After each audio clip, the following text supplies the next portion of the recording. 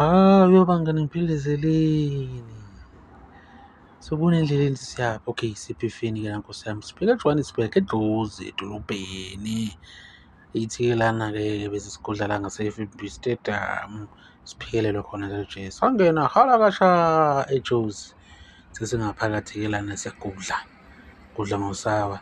Lana-ke bengise-Sun City.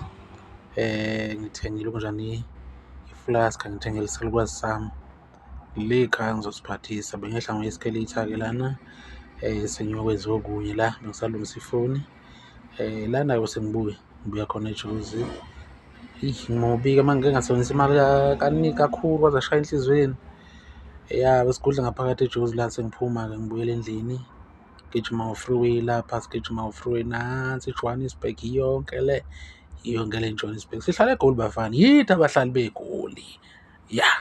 Suka madoda bese ngihleli etekisini sabheke khona njalo endlini. Okay, lana bengizodlula ngase-Orlando Stadium.